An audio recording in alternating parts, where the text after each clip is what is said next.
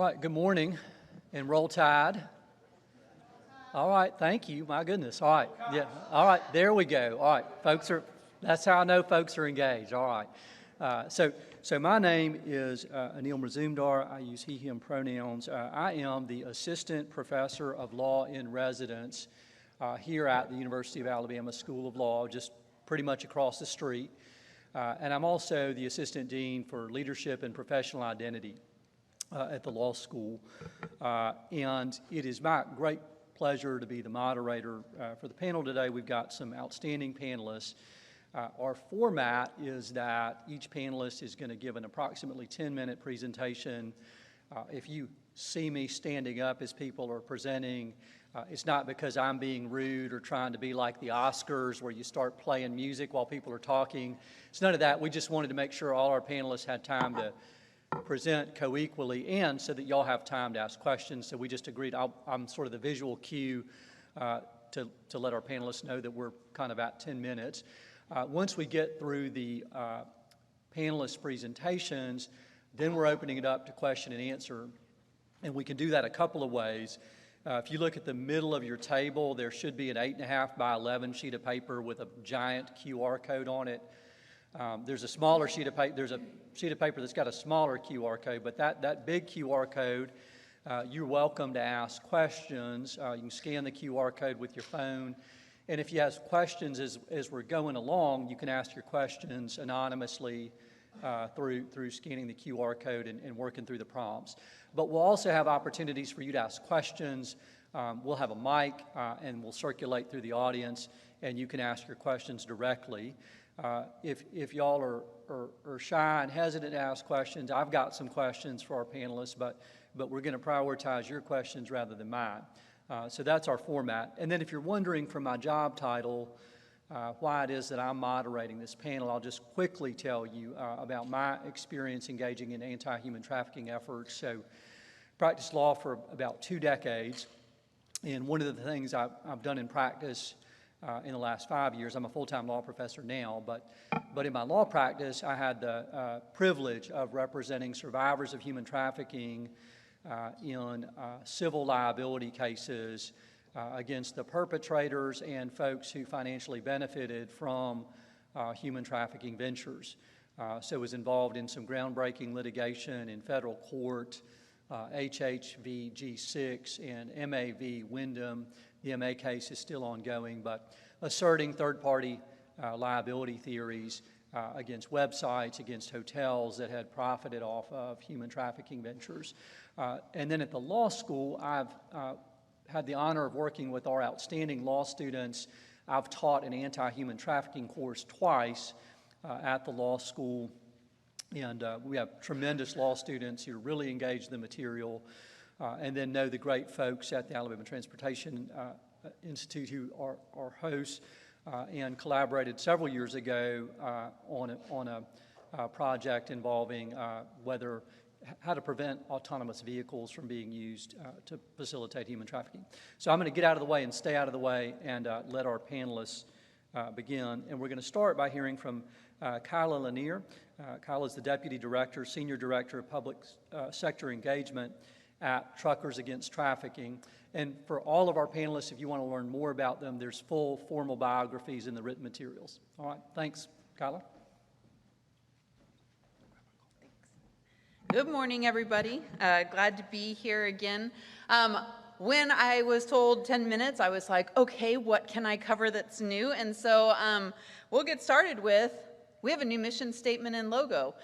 We hit 15 this year, and so our mission tweaked a little bit. We are committed to educate, equip, empower, and mobilize members of key industries and agencies to combat human trafficking. And for those of you that don't know, we have been for a long time working with all of these different groups, and we're hoping that the new logo and mission statement sort of like help other people to have visibility on the different sectors that TAT works with, has training for, and materials and resources for. So I thought I would walk you through our 3 standard goals, but talk about some of the new things that we've done this year and in the last couple of years since I've been here. Our first goal is to saturate the industries, truck, bus, and energy with all of the materials that we have. And all of our materials have gone through a rebrand and updates with new indicators, with different speakers. We're also inclusive of labor trafficking as well as Canada and everything that we're doing, since we work on both issues and throughout all of North America. One of the things that we launched this January was a new smartphone app. It allows you to tailor your experience, so whether you are a member of the general public, whether you are a truck driver, over the road, local, mover in home delivery, motor coach transit, school transportation, energy worker, it doesn't really matter. You can tailor that experience, get the different indicators, and this links to all of our training, so that's available for free. Earlier this month, we found out that we won the U.S. DOT's Combating Human Trafficking and Transportation Impact Award for our Youth on Transportation initiative. If some of you might not know this, but a lot of school districts have a difficult time retaining school bus drivers, and so they work with the city transit, providing bus vouchers for students to get to and from school. Also, we know a lot of youth use transit to get to and from jobs. So these are highly vulnerable populations for traffickers, so we have materials that are youth-focused for transit, but also really providing tailored training to transit providers so that they can see any of these red flag indicators and intervene. So I'm sure I'll be contacting every state DOT over the course of this year as we deepen this initiative. Our second goal is to partner with law enforcement and government agencies to facilitate the investigation of human trafficking, and we still do that through all of the traditional ways that we've always done. But I did want to talk to you about some of the new resources that we have. The first, and I've got a table back there for signups and to learn more about this, we have new training modules for law enforcement. It's mixed media, we have interactive like scenarios-based training, we have case studies, we have videos with survivor leaders, victim advocates, law enforcement officers that work these cases, as well as TAT trainers. It's 6 hours. If you did all 5 modules, it's 6 hours worth of training. And this is certified by Analyst, each one individually. So you could just take one, assign one to both your enforcement and relevant civilian personnel, or you could take all 6, or you can mix and match. Alongside that comes an e-toolkit that has a plethora of information and resources for law enforcement officers, undercover stings, interviewing victims, things of that nature. That's just really, really strong. I know a long time ago when I was here, I pulled up the Iowa MVE map. That's one of our models of how we work with DOTs, DMVs, and state patrols, commercial vehicle enforcement across the country. And we had a lot of gaps in it, but I am so excited to show you the Iowa MVE map is complete. We have had all 50 states work. Yes, this was a major thing. All 50 states are now working with us. 44 states have adopted it in full, and 6 states have adopted it in part. We also work in Canada, and we've started on the Canadian CVE model replication, and so we're working with all the different provinces to replicate this. We also have implemented CDL legislation in the following states. And Louisiana happened this year with Renee Amar. I don't see her in here, but, oh, there she is. Hi, Renee. Pushing this through, and so it's really exciting. So this is basically any driver that's going to a CDL school to get their CDL, truck or bus, will now take the TAT training prior to graduation. Another thing that we've been working on with AMVA are these one-page spreads for CDL manuals, but they asked us this year to also create a one-page spread for their regular general driving manual. And in talking with AMVA members and DMVs and SDLAs around the country and Canada, they asked us for front counter employee training, and this will be out by the end of September. I was just watching videos this morning before coming down here that will be part of the training.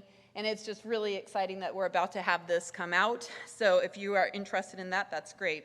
We also just finished producing a state agency engagement catalog. It is about 25 pages worth of examples from states all across this country under the audiovisual awareness campaigns, outreach, embedding anti-human trafficking, policy and statewide initiatives. So if you'd like to learn more, I can send that to you digitally. I have one copy printed out back there that people can flip through, but really just trying to deepen the relationships, deepen the opportunities for engagement. And our last goal is to marshal the resources of our partners to combat this crime. And, we do that obviously with industry, with a lot of our partners or association partners. But I wanted to talk about a few that you might not be fully aware of. And that is one of our partnerships with CVSA. We have the Human Trafficking Prevention Program that started in 2020. We have a lot of different initiatives that come through that. But the Human Trafficking Awareness Initiative is a multi-country, Canada, US, Mexico participating that launch. It's a week-long initiative. And in 2022, we had 35 jurisdictions participate. Last year, we had 45 jurisdictions participate, and this year we had 51 jurisdictions participate. In every state in the Southeast region in this room, you all participated in it. So thank you very much for caring and doing your part. Another thing that we've been working on is model replication in Mexico. It's called Guardianes del Asfalto, or Guardians of the Asphalt. And so we just got our podcast training certified by the Secretary of Labor in Mexico and are now working with US companies with Mexico operations to begin that training output so that we can really close gaps and close those loopholes to traffickers that are crossing the borders on both sides, Canada and Mexico. And so we're doing that network. And then the last thing that I wanted to touch on are some of our consultations. Obviously, this is a priority issue, human trafficking, for the FMCSA, for USDOT, for the Federal Transit Administration. And so as people are getting grants, whether it is associations or state agencies, we are providing free consultations. That's use of some of our materials, co-branding, looking over the trainings that they're building out and providing feedback. And so we're able to do that. So I just wanted to let you know these were some of our exciting grantees that we've worked with, but we are open to working with just about anybody. And so with that, there's my contact information if any of you don't have it in this room, although I feel like I keep seeing all my friendly faces and all of you that I love so much. But with that, I will pass it to the next speaker. You're welcome. I'm trying, Troy. There you are. Just hit the up and down button. Move it. Oh, I was just going to start it for you. That's good. There? Yes? I'll quickly introduce you, Troy. All right, so next we're going to hear from Lieutenant Colonel Troy Thompson, who is the Chief of the Office of Commercial Vehicle Enforcement for the Florida Highway Patrol. Let's welcome Lieutenant Colonel Thompson. Thank you. So Kylla really moved through that 10 minutes. When Rhonda told me I had just over 2 hours to do this, I wished her luck on that. But no, we'll make it through these slides. And really, before I get started, just want to mention, I've seen Kylla speak several times, and I always thought to myself, I feel bad for the soul that has to follow her because she's got so much passion and she does such a great job presenting. But I'll tell you what I really do admire about her is she found an issue with human trafficking, and she didn't just talk about it or think about it. She actually has put action to it and really has brought human trafficking to the forefront. So I know you gave her a round of applause, but let's give her another one.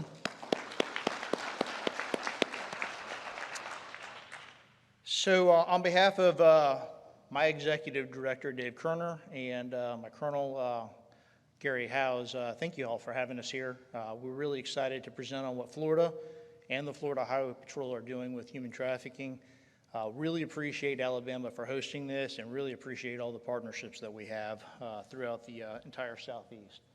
So a little bit of distinguishment between human smuggling and human trafficking. I think even in law enforcement circles, people talk about those synonymously, but the difference is human smuggling basically is knowingly taking somebody across a border in violation of immigration laws, whereas human trafficking is basically forcing somebody for labor or for sexual exploitation, often by coercion, fraud, force, or if you have a minor, it's against their will. Leadership matters, and that's generally the point of this entire slide right here.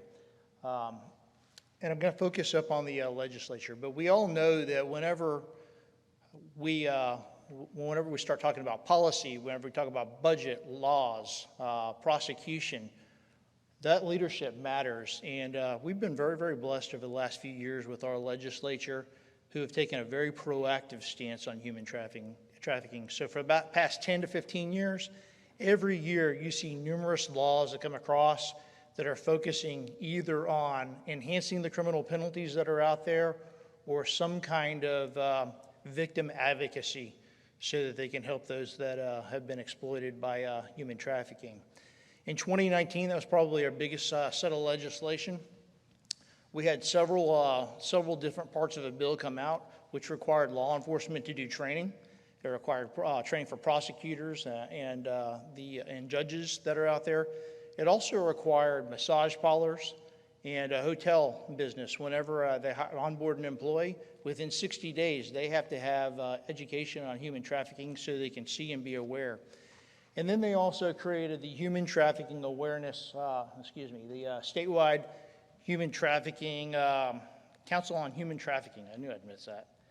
So talk a little bit about the executive side of our branches in that. So our Attorney General, Ashley Moody, chairs the Human Trafficking Council. And it's comprised of legislators who have buy-in in the entire process and can promote any kind of bill making that goes forward. Has all the agency leads, the appropriate agency leads. So instead of this just being a law enforcement issue, what the council makes happen is it brings together that multidiscipline structure so that health is involved for any kind of psychological care or any kind of physical wellness and all that. They train on it, and then they make sure that if they see any kind of signs of or possibilities of any kind of sexual abuse, they notify law enforcement so that we can do our job. Our Department of Juvenile Justice, our Department of Children and Families, and our Department of Education also has members that are up on there, and they do a lot of training of their staff to make sure that they can be aware of the signs of possible exploitation, and again, push it off to law enforcement. And of course, the law enforcement branch of it. That's where, to me, where the rubber meets the road. And our job is to put the bad guys in jail and help the victims, free the victims from the human trafficker. So in 2019, I told you we required FHP to go through, all law enforcement to go through training. Going back to 2013 is when we really started in Highway Patrol doing some training on human trafficking.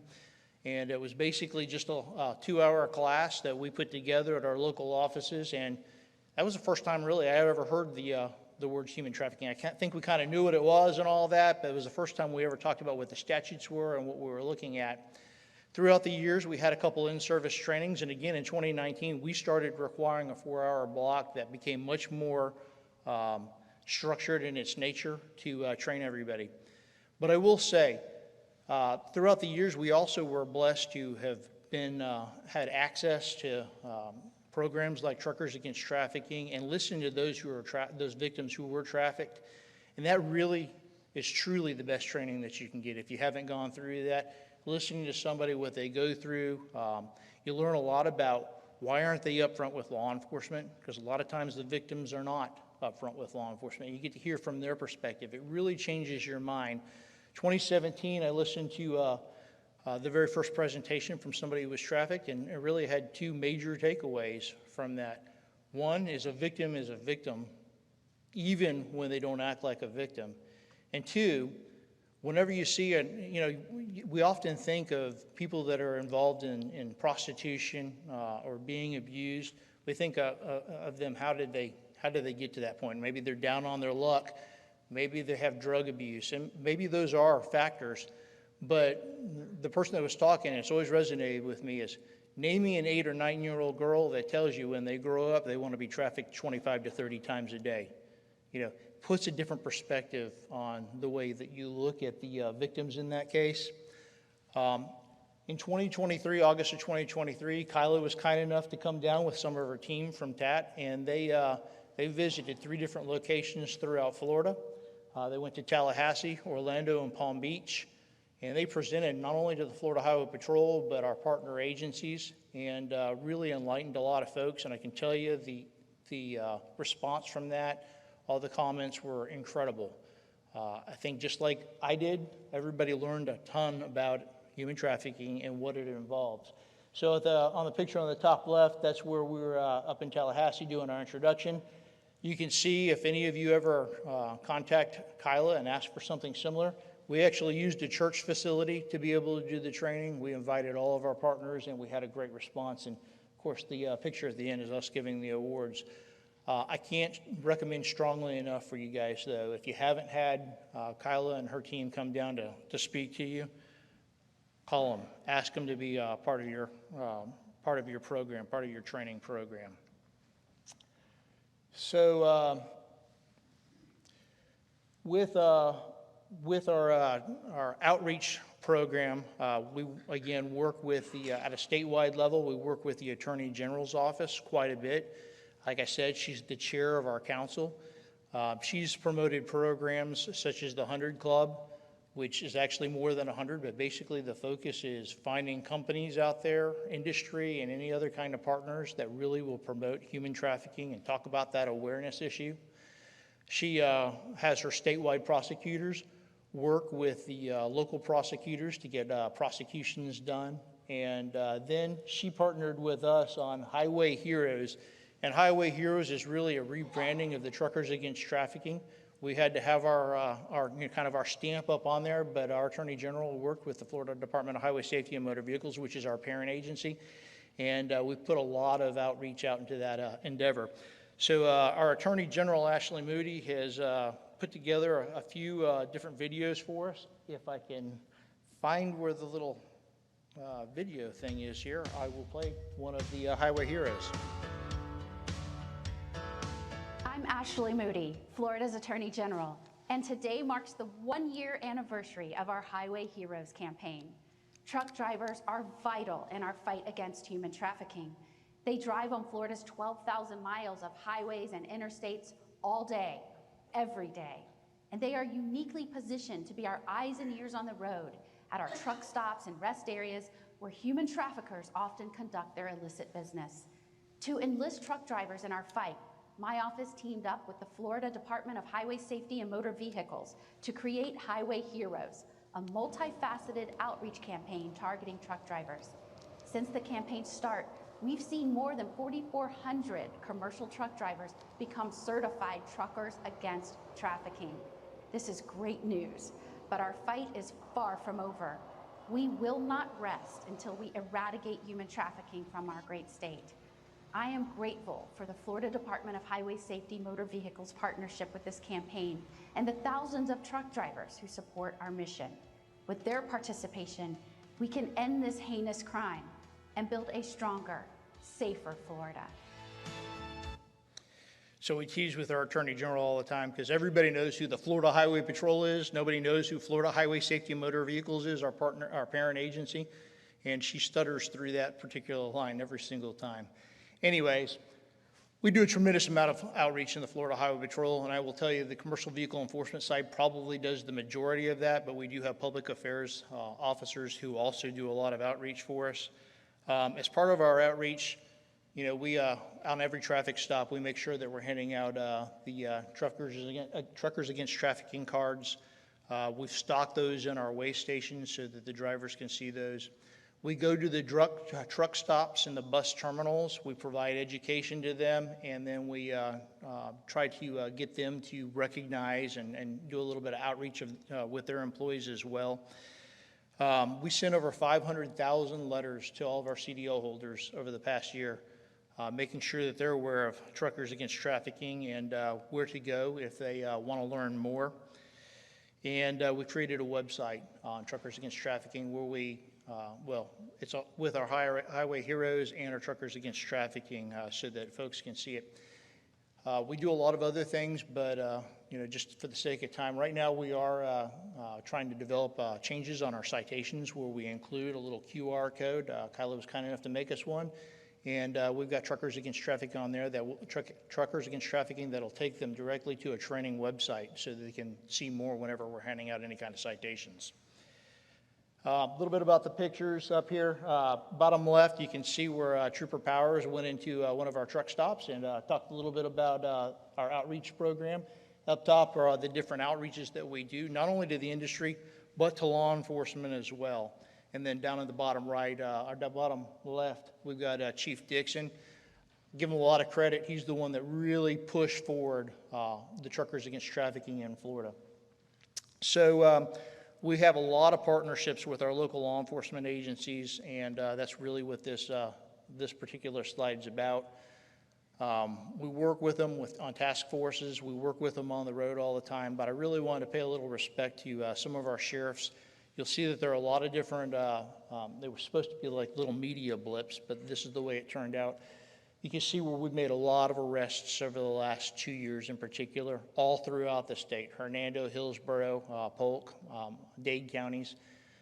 Everybody is highly invested and involved in it, but Sheriff Grady Judd is one of those that he's got a little program that he does. It's called Operation March Sadness, obviously a little take on March Madness.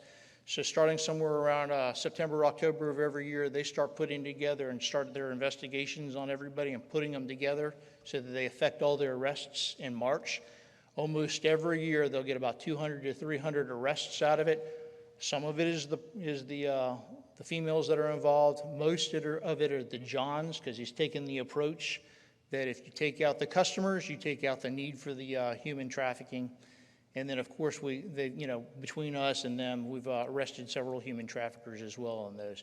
Almost every year, though, there's a prominent figure or multiple prominent figures that get arrested with the entire process. I'm not going to drill too much into the next slide, but the focus of this slide is to tell you, whenever you go up onto the website for the human trafficking hotline, in the last 15 years, there's been roughly 100,000 calls representing almost 200,000 victims. It's out there, it's pervasive. Over the last year, it's been in the roughly the 10,000 range. It affects everybody. There's not just one type of gender or race or anything like that. It affects males, females, adults, children. Same with the trafficker. There's not one type of trafficker. It could be anybody. Of any background, any persuasion. Okay, so on the next slide is the enforcement that the Highway Patrol has done. So we actually have done this in 3 phases, if you will. One of them is we started with our Operation Safe Highways. We've rebranded that to Operation Bite Back. Both our Attorney General and our Executive Director are Florida graduates, so you can see the little gator at the top left that they wanted to represent their alma mater. But bottom line is we get our CIU units and we go around the state and we do high enforcement exercises in those areas with the focus on human trafficking. I will say a lot of it ends up being human smuggling, but there's a distinction there, but it can be a minor distinction. We end up making a lot of stops. We've made 47 arrests on human smuggling, but in a lot of cases, what we're finding is the cartels are going out there and they're hiring people to drive folks from, say, Mexico over to Florida, and they don't know, the smuggler in that case, they don't know whether the person, when they get to their final destination, is going to be put into forced labor or sexual exploitation. So we have, again, made a lot of arrests. There's a lot of other drugs and other crimes that occur with the human smuggling. These are bad guys doing bad things. At the very top, you'll see where we stopped one of the enforcers for the Gulf Cartel. He ended up having something like 22 passports, a few social security cards, some DLs. A lot of times they'll have fake and stolen credit cards with them, a lot of cash. We've seized 49 weapons in those different details, and this is just the human trafficking focused details. So as a normal operation, beyond the details, we've trained all of our folks to be aware of human trafficking. We've made sure, because we all know, if we've been out there on law enforcement, nobody's an expert at everything, so there are folks that are always on that periphery, like, I know what I'm looking for, but I don't know exactly how to execute the enforcement functions. We make sure that they always have troop legal advisors available to them for legal counsel. If they need, they can contact their CIU members in the area. But bottom line is if they can never develop any kind of probable cause, we ask them to do a field intelligence report. We send that off to our fusion center, and then we follow up through our Bureau of Criminal Investigations. And that's the last group. Our BCII, they go in and they do a lot of the investigations on those leads. A couple of years ago, we had one, it's one of those that's not an active case anymore, but one of our investigators developed a lead on a guy in Southeast Florida. His MO is he liked to find females 18 to 20 years old. He'd offer them modeling jobs. He was really looking for folks from broken families, preferably with a kid of their own. He'd talk them into buying a ticket, fly down, and for that modeling opportunity. As soon as he picked them up from the airport, he'd grab all their credentials. He'd immediately take them right down to the hotel and start trafficking them right then.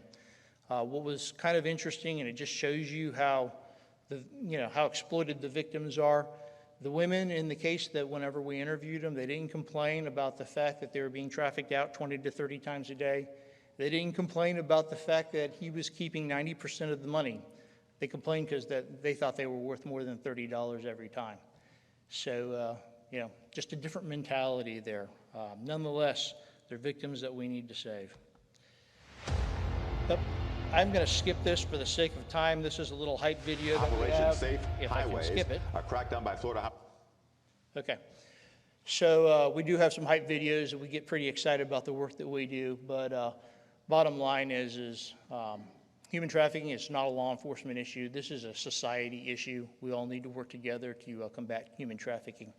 Up here, I've got my name and phone number if anybody wants to reach out to me. Again, thank you for having us here, and we appreciate the partnership. Okay.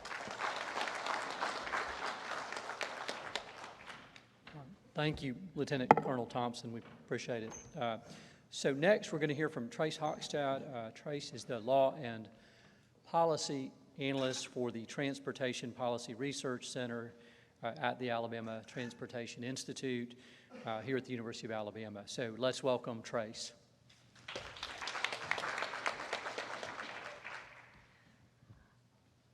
Okay, let's see.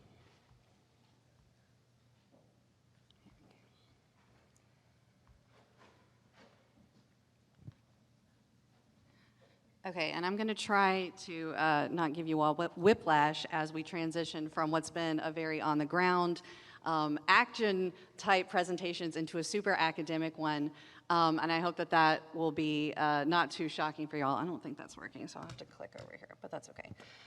So I'm going to talk about interrupting human trafficking from a policy and from a law perspective, because as this panel reflects, this is a super interdisciplinary issue, and this is something that we all need to think about with regard to cooperation and multiple players across society. So really quickly, I won't spend a lot of time on this, but just to recap, it's been a pretty active decade for the issue with transportation law and policy, going all the way back to 2012 when USDOT started establishing boards and committees that were going to treat this issue, down to the rulemaking that was big for FMCSA on their CDL licensing requirements, that if you're ever convicted of a human trafficking offense, you cannot hold a CDL. A lot of states followed suit and made that a lifetime ban.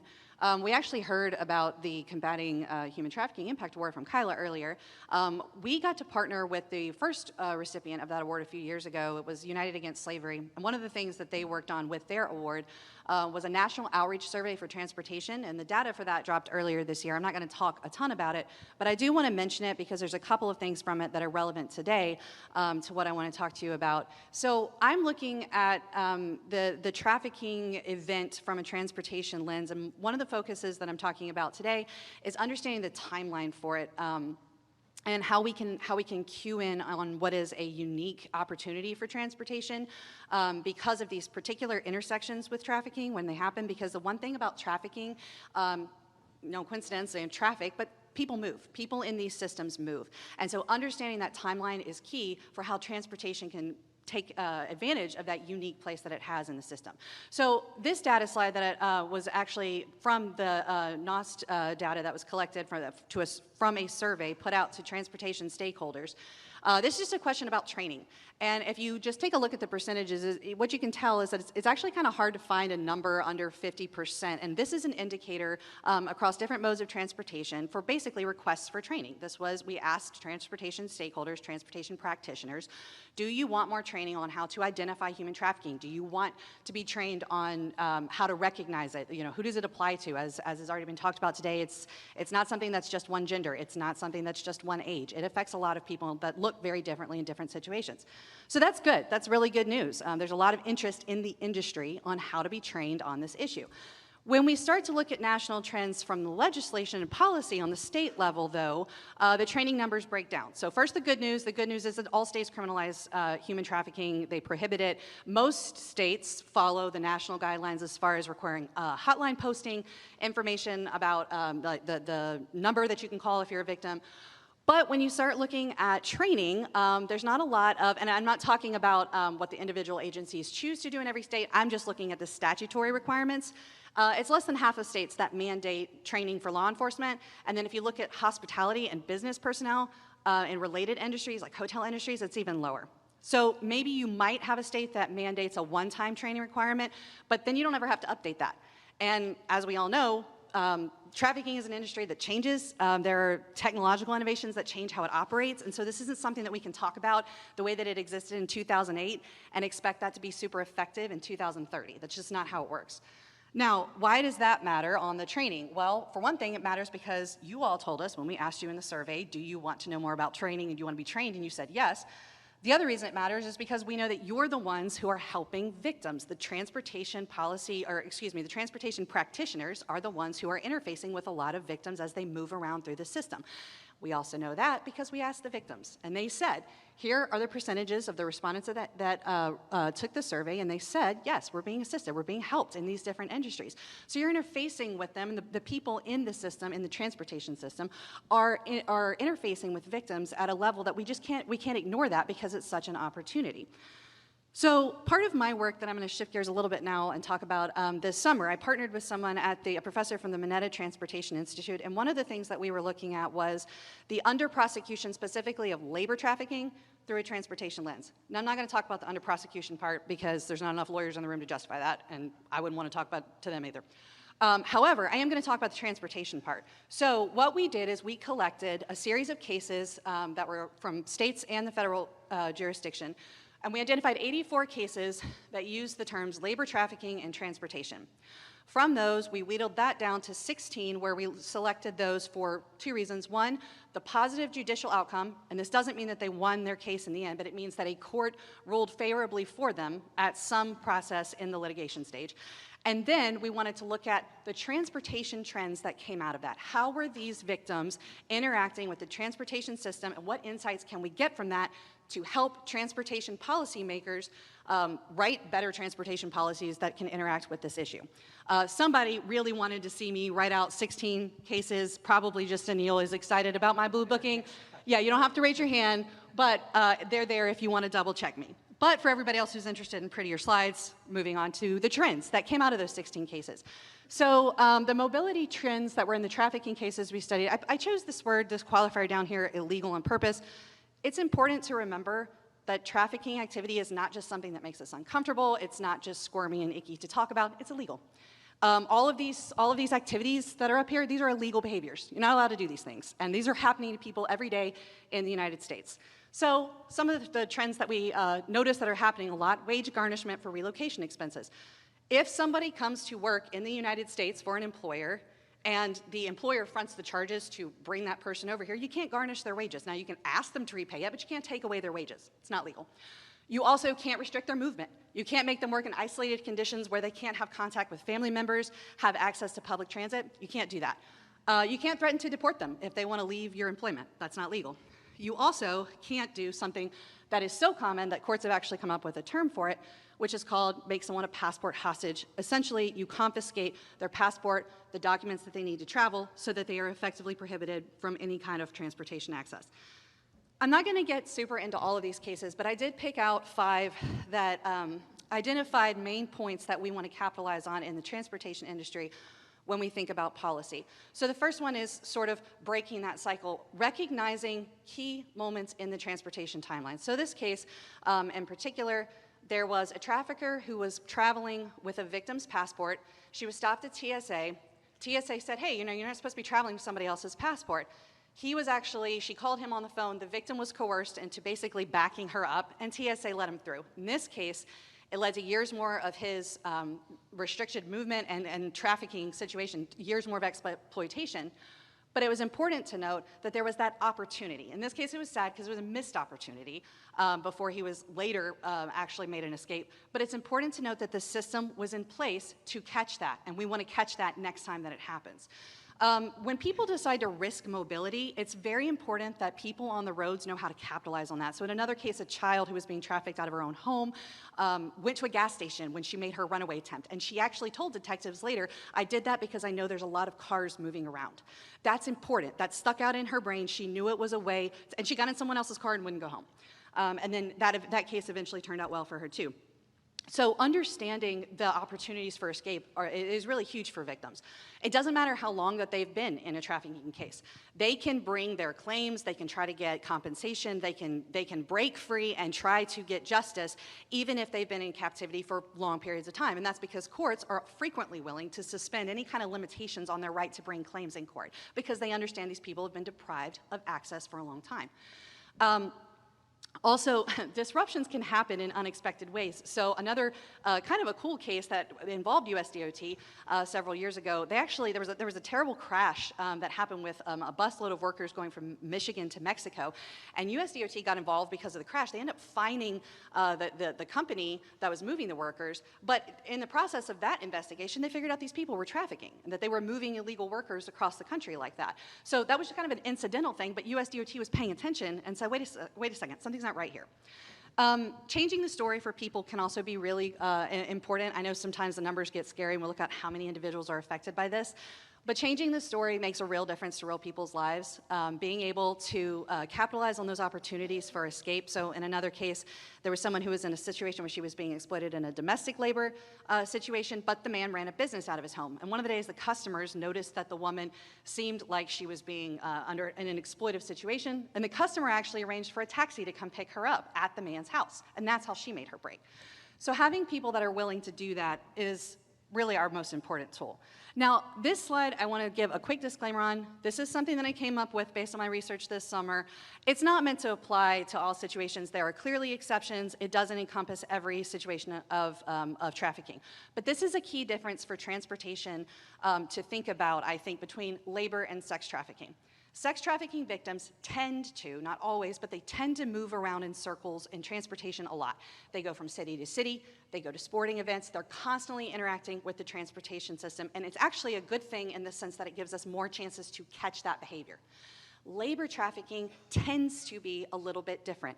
The situations where people, once they get to that destination where they're going to be in isolation for years, we tend to not see them interacting with transportation a lot. And that's really, really hard to discover those situations when that happens. So that's why it's so crucial to clue in on those moments of entry and exit out of the country. It's super important for us to be able to capitalize on that because they're fewer and farther between in labor trafficking situations.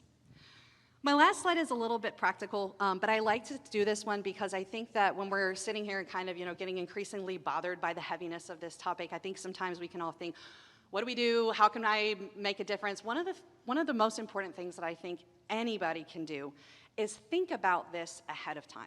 If you end up in a situation where you're talking to someone that you suspect something weird is going on, the power of your words, it's huge. And it doesn't have to be something super overt. You don't have to say, are you being labor trafficked? Are you being sex trafficked? But what you can do is use your knowledge, just like Troy was telling us, the perspective of victims is very different. And having somebody else say some of these words out loud to them might ring bells in their own mind, and they might be prompted to reach out for help from that. So, say something to somebody. That seems wrong. That seems like that shouldn't be the case for you. That doesn't sound like that's a legitimate job. Are you really being paid like you were promised you were going to be paid? These kinds of questions can prompt somebody to take that risk for mobility, and then they get out of that situation. All right, last slide, challenges and solutions. There's a lot up here, and I didn't get on my funding soapbox today because I had to pick them. However, funding is a serious issue for how states and statutes are funding these things. We don't have time to talk about that today, but I will just end by saying that the trainings it's super encouraging actually hearing all of these other practitioners talk about the trainings, because the training is super important if we're going to effectively combat this. We've got to get people educated and engaged in it. Thank you.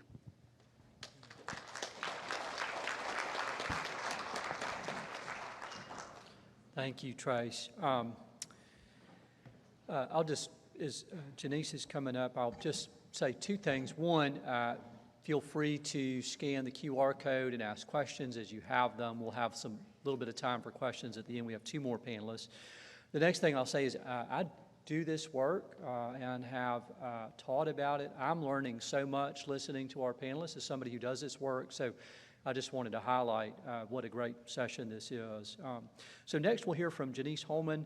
Juenesse is a Deputy Director in the Regulatory Compliance Division at the Georgia Department of Driver Services. Let's welcome Juenesse. Good morning. As he said, I'm the Deputy Director of Regulatory Compliance for the Georgia Department of Driver Services. Our Director, Brent Bennett, is here as well. I'd like to thank the summit organizers for inviting us. Kylla Peoples was our previous human trafficking coordinator, and she accepted an opportunity to grow her career. So I'm happy to stand in on DDS's behalf. So how did we get started with our human trafficking outreach program? In 2018, our deputy director and our CDL manager attended the CMV summit and heard information from Kylla regarding the status of states who were standing up human trafficking programs. And Georgia was called out specifically as not having an actual program or any outreach. So we took that information, and when we returned home, just started to think of ways that we could actually implement a program.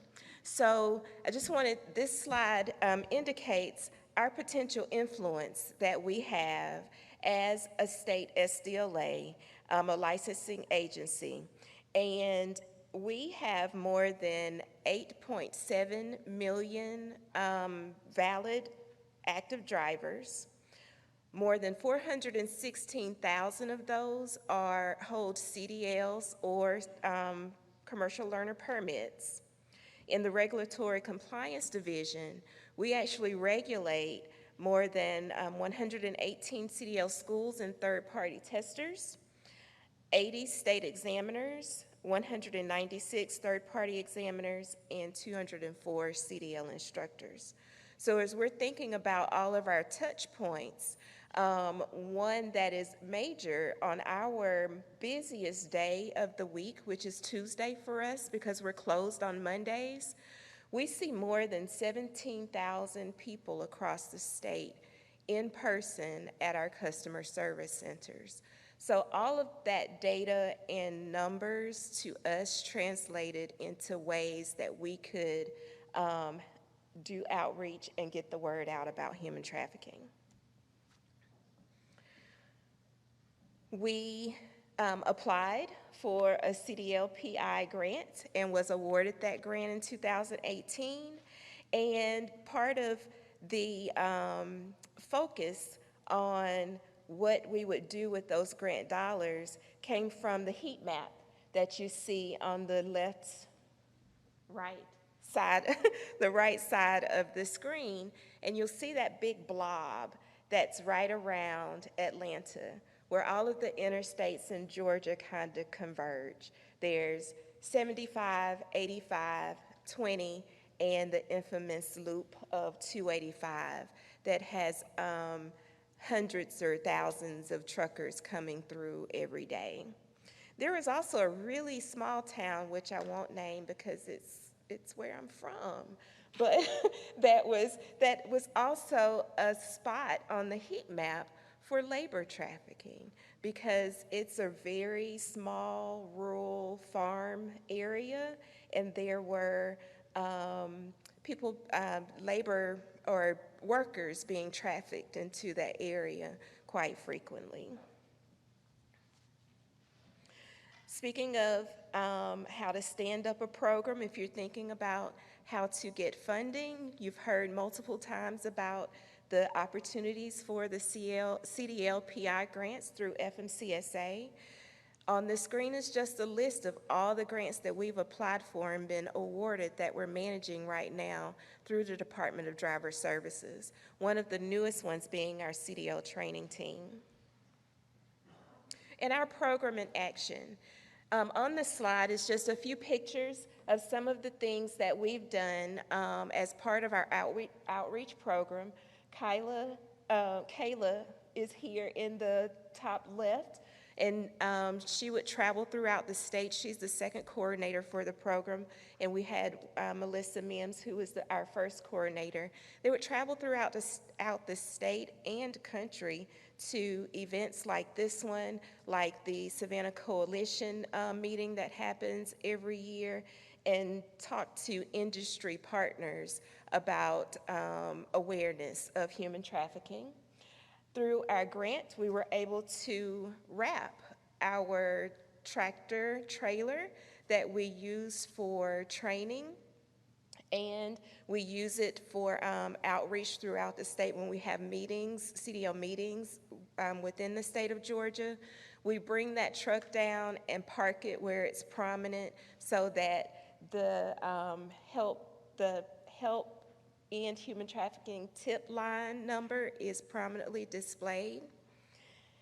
And we also have our team members, some of our CSC team members, where we have posters that are throughout the state in our customer service centers, and then it's just a picture of one of the tables that we set up with information that we give out when we're out and about.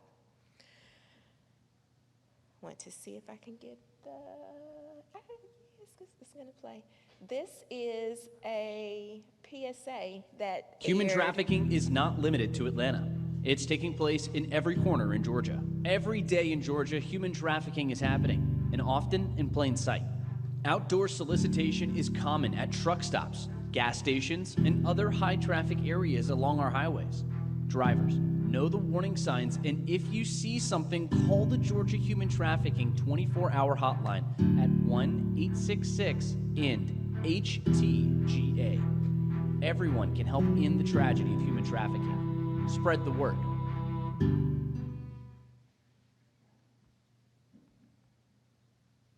Where's my mouse? Okay. So that was just a PSA that we were able to distribute throughout the state and on local television stations as well. In all three of the areas that you see on the current slide, truck stops, gas stations, rest stops, we've provided flyers, posters, gas pump toppers, and other media to raise awareness. If you're thinking about standing up your own human trafficking outreach program, on this slide is just some general things that you should think about as you're starting to develop and build that program. Program management, your data strategy, leadership, and supporting partners. So you can coordinate with external and internal partners, including your employees, and my bifocals aren't working, employees, local law enforcement. Invest in an experienced grant writer. Raise your hand if you heard me.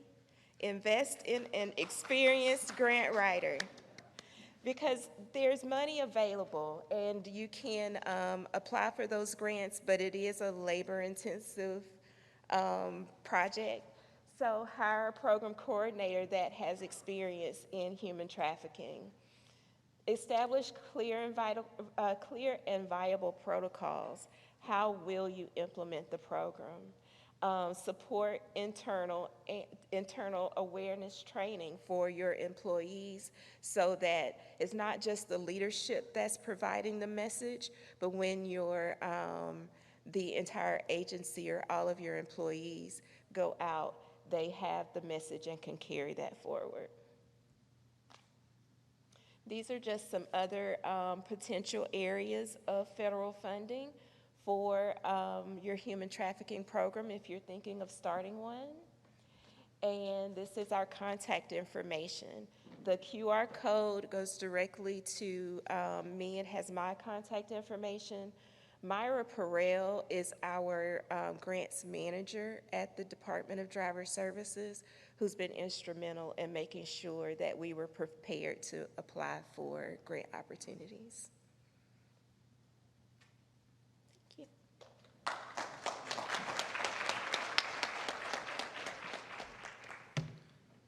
Thank you, Juenesse. So we've got one more presentation to go, and then we'll have about roughly 10 minutes for questions before lunch begins. So our last presenter is Dr. Nicholas Freeman, who is an associate professor of operations management and information systems, statistics, and management scientist, and is the assistant director for the Institute of Data and Analytics here at the University of Alabama. So thank you, Nick. Look forward to hearing from you. See, are we presenting? Should be on.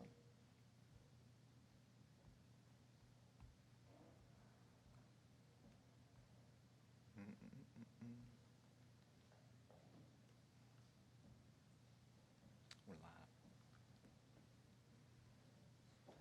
Let me test it before. Just make sure. Yeah, everything it was tested before we got up to, and it seemed to work. So if I just hit that, that should go to full screen. The next one. Yeah. But it's not going to the screen, is it?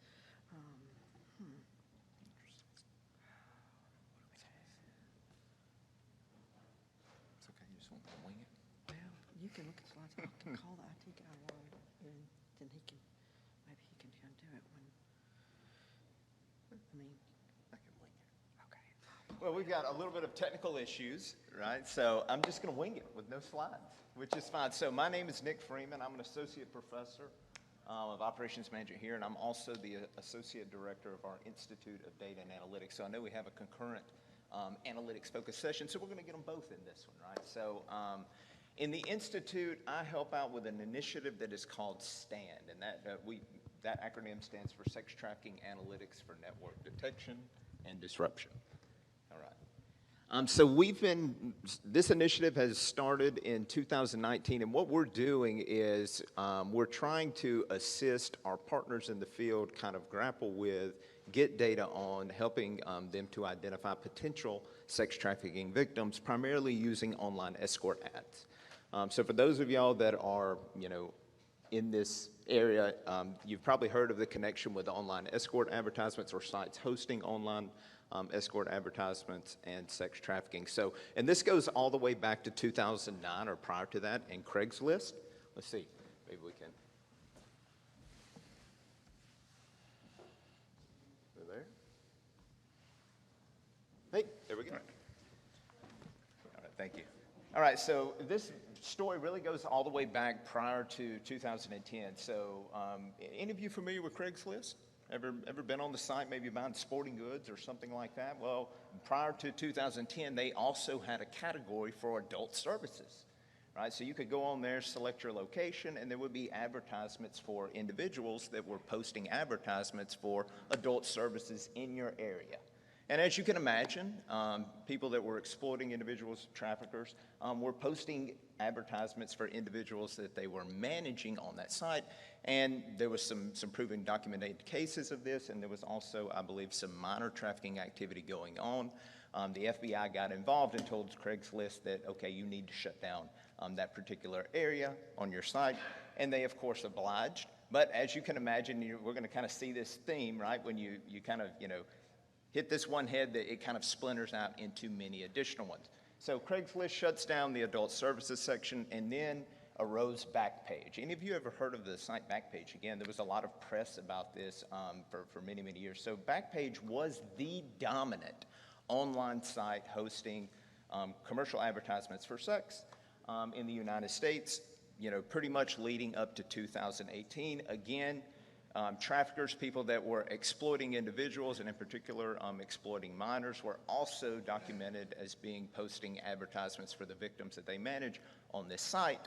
So several federal agencies, again, intervened, and they were able to get Backpage shut down, right? So again, we're kind of seeing this repeating thing. We get these sites, essentially the problem moves somewhere else, we get it shut down, and then, again, we think we've done something good. And the shutdown of Backpage was actually a little bit problematic, though. So one thing about Backpage.com was the servers were hosted in the United States. Right, so that's the servers that were serving this data to people that were looking at that site were here, and they were actually, even though there was, definitely heinous activity being facilitated through that site, they were somewhat cooperative with law enforcement. At least they would provide data for certain cases. So Backpage.com gets shut down, and what this graph is doing in the orange, that's showing you web traffic searches for Backpage.com. So you can see right around 2018, that web traffic goes to zero. Interestingly, some people are still searching for it. But what you see in the blue line, those are competing sites that are in this commercial sex space online. And look at what happened to the web traffic after Backpage.com went down. So of course, we're seeing this theme again. We shut down a site. It didn't stop the activity, they just moved it. Here's the problem. So Backpage.com, servers were hosted in the US. They work with US law enforcement. Those sites that are in the blue, they're no longer in the US. They're in locations across the globe that they don't care about a US law enforcement agency's request for data, right? They have different views on, the legality or the permissibility of these type of things. So now data collection has gotten much harder, right? And what we did early on is we started working with some local law enforcement agencies first. And what we noticed, of course, as we've kind of just outlined through that previous discussion, is traffickers are using the internet to sell sex trafficked victims. And I'm going to tell you something that, a lot of people think, well, this is going on the dark web. It's not going on the dark.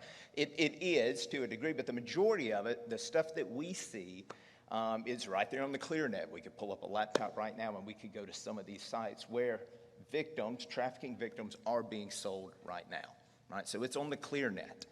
All right, so traffickers use the internet. Obtaining this data is extremely difficult, right? So these sites, they do make it difficult for you to programmatically collect this data, right? So you can pull this up on your cell phone or your computer, no problem. But if you go try to collect this data at scale, they're going to start blocking you, right? So it's really kind of difficult. And as a result of those two things, of course, there's data that could help trafficking victims goes unused. Some challenges that we noted, there's a large volume of ads. I'm going to talk to that in just a minute. It's difficult to link ads at an individual. There's a lot of structural inconsistencies. And one thing that is really problematic for people, especially law enforcement nonprofits in the field that are trying to combat human trafficking through outreach or operations, there's a lot of scam ads, right? So, of course, purchasing prostitution or purchasing commercial sex in most states is going to be illegal. So what will happen is people will go onto these sites. They might steal images from other advertisements across the U.S., post an ad, and say, it's not a real individual. It's somebody that's hoping that people will make contact with them via that ad. And when someone contacts, they're going to say, well, before I can give you any details of where I'm at, you've got to send a $25 Cash App donation. They're going to collect that donation, and they're going to cease communication.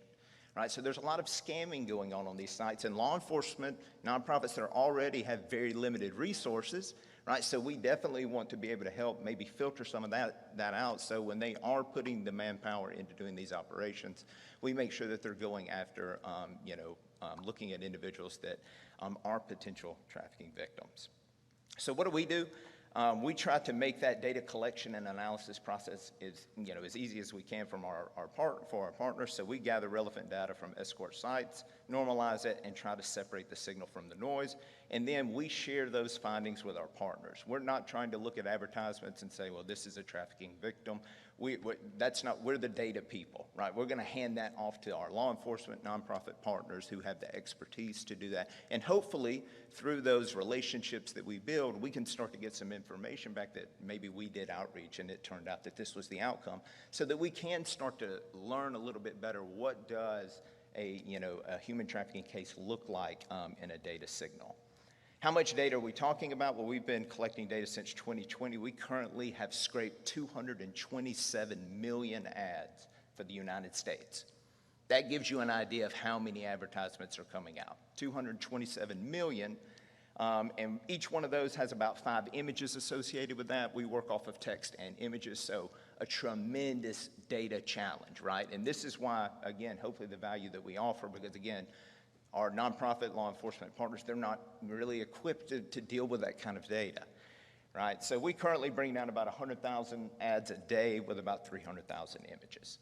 And linking these advertisements is critical because, again, what we're trying to do is get a picture of individuals and maybe movement patterns over space and time.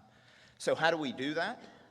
Well, let's think of this as an ad. All right, so here in this center, if we can see the cursor, that might be a piece of text. I'm available now in Tuscaloosa, right? And then this individual has also posted 4 images and 1 piece of contact information on this ad. If you're familiar with Craigslist, you know when you go to Craigslist, you select where you're at. I'm in Tuscaloosa, Alabama. So that ad is posted on a board, and we know the location that it was targeting. And we also know the date that that ad was posted. So here's one ad. And as we scrape these over time, we get more information. And what we actually see is over time, some of these ads start to share common artifacts. So we use machine learning, artificial intelligence techniques to link pictures up, right? So if it's the same pictures, right, we're able to link those up and say, no, those 2 ads have a common data artifact. And when we do this for millions and millions of ads, we start to come up with groups of ads that are linked to a single posting entity. Now, that sounds simple enough. There's a lot of complexity in that, so I'm not going to go into all of that detail here. We don't have the time, but just to let you know, there's this whole analytical engine that's behind this, right? So again, we've got machine learning, we've got artificial intelligence, and a lot of that's to help us figure out those scam ads because we don't want our law enforcement or nonprofit partners wasting their time on people that are trying to get Cash App deposits, okay? What do we provide? Well, again, we work with nonprofits, we work with law enforcement. So this is a snapshot of what we provide. It's actually 2 different products. So first off, for our nonprofits, a lot of times these are volunteer driven. Many times our nonprofits utilize volunteers that are former victims themselves. So we're definitely going to try to minimize any exposure to illicit content or explicit content. We don't want to risk any type of re-traumatization. So a lot of the nonprofits are doing some type of outreach efforts, and this would be like a simple spreadsheet view. So each one of these rows would indicate an individual, a unique posting entity, right? So like in this first row, we've seen 47 advertisements associated with this one entity. We give them the top sites, top states, and then a recent piece of contact information. Again, if they're doing outreach, they can kind of just go through this however they want to do this, and law enforcement also use this as well when they're doing reverse type of operations. More importantly, for our law enforcement partners that we're working with, we provide an additional piece of information, and this shows you really what we get out of tracking all of that data. So this is just an exploded view for one of those individuals. So when we've linked up those ads right now, we can show here's the recent post. And one thing to note about this one, I didn't even really realize it when I picked it. So they're advertising like a 2-girl special. Well, that's a risk indicator here that a lot of times when people are looking for, in particular victims of human trafficking versus people that maybe are doing this of their own volition, looking for multiple individuals being involved is definitely a red flag. But we can give them recent posts, we can give them recent URLs, phone numbers, some images, and then we can look over here and see how they're moving over space and time, right? So you can see right here the pattern of this person moving between states within the Southeast. So that's the information that by pulling all of this data down, linking this together, using analytics, we can hand off. And again, we work with law enforcement at the local, state, and federal level and nonprofits. And we're currently, always continuously scaling this out. As some of the previous presenters have mentioned, funding is an issue, right? So getting the funds and to be able to build the team to really scale this out is always a little bit challenging. But with our really small group of 3 people, we have had some pretty good impacts, at least we think, in the field. So working with our partners, since 2021, our data products have been able to help with the contact and identification of more than 60 potential sex trafficking victims. We always say potential. That's one thing that was, kind of told to us very early on, because we're not going to say it's a human trafficking victim until there's a conviction. And again, oftentimes just due to the levels of abuse that these victims have suffered, I mean, that would require maybe them getting on the stand. And sometimes you just can't get there, right? So we're always going to refer to them as potential victims. So we've helped with the identification of more than 60. Some of those are, connected with services in the Alabama area now. And we also, again, assist not just with supply side ops, we do demand reduction as well. So we've assisted with the arrest of more than 65 offenders for traveling to meet a minor, so someone that they believe was 14 years old, and the arrest of more than 260 Johns. But ultimately what we're trying to do, again, we're not the human trafficking experts here. What we want to do is we want to use our skills in data and analytics and help put better data products in the hands of law enforcement, nonprofit, who are out there doing the hard work in the field, interacting with these individuals and trying to help these individuals. We're just trying to do our piece to make it where they can, use their resources more efficiently and not, waste their time kind of chasing scams. Right. So that was kind of hopefully a little bit brief. I realized I didn't put contact information on here, but you can just look me up, Nick Freeman, University of Alabama, if anyone has any questions or is interested in any of the law enforcement organizations here, if you're interested in any of these data products, because we can make this very specific to a jurisdiction. So whenever we're bringing on a new partner, basically you can tell us the counties that you want the product for, and do you want to look at maybe the last 60 days, the last 30 days, and we can tailor it to that very simply. All right, that's it.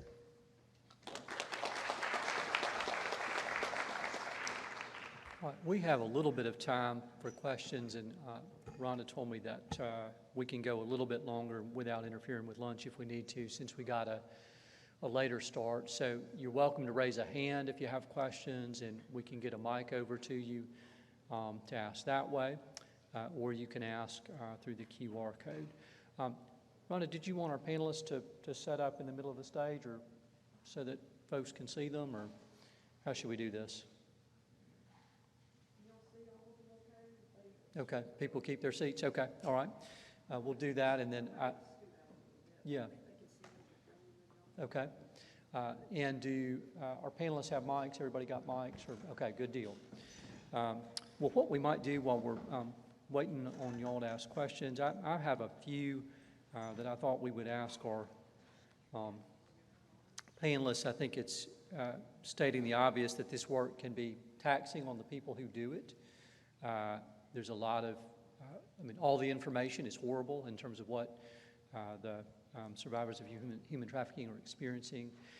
And so one thing I like to do is just elevate the toll the work can take on people who do it and the challenges involved. So this question is for any of our panelists, and whoever wants to start can start. But I think it'd be helpful for the audience to hear just what is a challenge that you experience in doing this work, engaging in the fight against human trafficking. Who wants to start? I would say all of the social media untruisms about human trafficking that we're constantly having to combat. I think that's like the biggest challenge at this point, starting in 2020 specifically, and on the concepts about human trafficking have gotten wilder and wilder, and people double down and really want to believe them despite research, information, survivor voices. So that's my biggest challenge, I think. Anybody else want to weigh in about a challenging aspect of your work? I'd just say making sure that our folks are properly trained, being able to get the support services whenever you do find a victim, that kind of stuff. And I would say, just to kind of reiterate, one thing that we really have found challenging, especially from, our perspective from the analytics side, and this ties into the funding aspect. Not only did we find, funding and being able to sustain the efforts, a real problem, but also just not a lot of people recognizing the role that data plays in this. So the money that is out there tends to be, for certain, silos.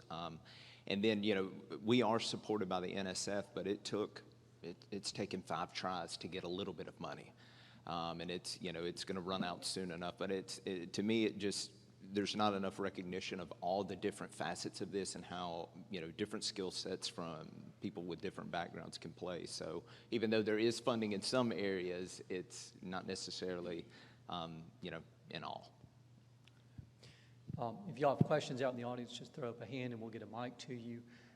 Question I have that I'm not going to ask because it's not germane to what we're doing today, which is how do I get a screen like this at home to watch Bama games? I thought these slide presentations were outstanding, but it's so nice to have a screen where you can actually see what is on people's slides. So another question I wanted to ask our panelists, as I alluded to, this work can take a toll on the people who do it. And I think it's always helpful to hear about ways in which people take care of themselves. And so I don't know if any of our panelists want to share what are some ways in which you've successfully engaged in self-care to mitigate the possibility of harm due to the intensity of anti-human trafficking work. Does anybody have something they're willing to share? I can say that, when I do some of this casework and I read 18 cases in a day of every horrible thing that happened to someone for 20 years. By the time you do that for 6 hours a day, it's a pretty bad afternoon. So one of the most important things that, I've been doing this kind of work for close to 10 years now. You really got to hone in on the victories and celebrate the positives. So when you get to that moment when they break free, read that sentence again, dwell on that for a second, talk to the other people who do this kind of work, and when they have a good story, tell it over again one more time, make it a really big deal, because it is. And that's how you remember what this is all for, what this is all about, but really capitalizing on those joyful sparks of light in a very dark, world otherwise. So it's not necessarily for human trafficking, but we have a very robust wellness program that provides peer support of a cadre of different opportunities for folks to vent and get feedback. And I'll just elevate what Trayce shared. When there's victories involving human rights, that is a time not to apply the 24-hour rule. So if you're a football fan here at Alabama, you know that we only celebrate wins for 24 hours because then there's the next game on the schedule. Human rights work is so difficult, and so I think when there are victories, it's great to celebrate with the people involved, with the survivors who were served, and then learn from how, if somebody's able to get a victory in a very difficult space, what we can learn in the areas in which we're working to accomplish similar objectives. Well, there's one question I think we can close with and then let people get on to lunch. So I know some number of people in the room have worked in this area, some number of the people in the room have not. And a question that I often get when I'm speaking to folks, I feel like if you pose a question in the U.S., in a country in which we often disagree about a number of things, if you said, who is for human trafficking, who is against human trafficking, I do think that you can get broad consensus across all Americans that we are opposed to human trafficking. And people generally, when they hear about this work and this effort to fight against human trafficking, want to engage. I know we have a lot of law enforcement personnel in the room, and so for anybody who is either in the early stages of the fight against human trafficking or is not yet engaged in the fight of against human trafficking and wants to engage, do our panelists have advice or suggestions for any folks in the room interested in engaging in the fight against human trafficking about how to get involved? Yeah, I would say first step would be to do like a little bit of research to see what's already available, what's already out there. Join forces with the people in your state, at the national level, nonprofits that are already doing the work, use what they have and then build from there. There's a lot of replication of this level, but we need to go, there's so many gaps still, right? So like, use what's already available and then find the new gap instead of replicating. That would be what I would say. And almost every state has a task force. I would say probably every state does, but there's federally funded task forces, there's task forces, regional task forces, there's direct service providers. Get involved locally, and then tangentially, if you just want like, what can I do in my town? We don't have a direct service provider. Support your local food bank, right? Volunteer at your school to be a reading buddy. These types of things lessen the vulnerabilities that traffickers are seeking to exploit. So you can get involved on that level, or if you really want to engage at another level, there's a myriad of opportunities. Yeah, I would just add to that and say on an individual level, kind of like what I closed with, I think going through the mental exercise of preparing yourself for a conversation you might not expect to have one day is huge. These situations arise organically. They happen when you're not expecting it, when you're busy, when you're not paying attention. You're not going to wake up one day and think you're going to meet a trafficking victim, but it might happen. And so to the extent that, you know, we might travel with a water bottle in our car or a blanket if you have, you know, a really long commute through a cold area, think about your counter-trafficking resources as something that stays in your car with you or in your mind with you. You know, maybe you don't have to have the card with the hotline number on it, but it's not a bad idea. Or just preparing yourself to think through that moment before you're on the spot in the middle of it. Somebody starts dropping information on you and you're like, wait a second, this is totally weird, this is totally wrong. Don't let that be the first time that you think about how to walk through a real-life conversation with a victim, because it'll happen to you when you're not expecting it. And the more that you have mentally prepared yourself to be able to say, yeah, that doesn't sound right. I think you should talk to somebody. I know somebody you can call and maybe just, you know, get some advice about that situation, because that doesn't seem right. If you do that, you will be better prepared if the situation ever does happen to you. Yeah, there's a question out in the audience.